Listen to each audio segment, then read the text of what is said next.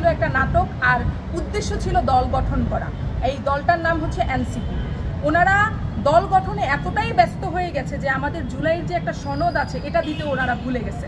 এখন ওনারা কিন্তু ওনাদের যে উদ্দেশ্য ছিল দল গঠন করা, ব্যাংক অ্যাকাউন্ট ফুল করা, ওনাদের আশেপাশের লোকজনদেরকে একদম জিন্দা তাজা করে দেওয়া, টাকায় ভরপুর করে দেওয়া, বাবাকে টেন্ডার নিয়ে দেওয়া, সব কিছু ওনারা করতেছে। কিন্তু ওনারা আমার মতো যারা হাজার হাজার জুলাই যোদ্ধা আছে, যারা আহত জুলাই যোদ্ধা আছে, যারা নিহত জুলাই যোদ্ধা আছে, তাদের পরিবার আছে, তাদেরকে যদি ফেসিবাদ সরকার একবার ফিরে আসে তাদেরকে বংশসহ নির্বংশ করে দিবে, তাদের পরিবারের কোনো চিহ্ন তিনি রাখবেন না, তাদেরকে তিনি বাঁচতে দিবেন না, তাদেরকে তিনি সন্ত্রাসী বলে জেলে ঢুকাবে।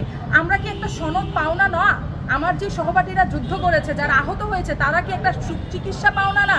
তারা কি একটা সনদ পাওনা না? ওরা এই সনদটা নিয়ে পর্যন্ত ওরা দালালি করছে। ওরা কি করছে? ওদের দল গঠন করছে, ওরা রাজনীতিতে চলে গেছে।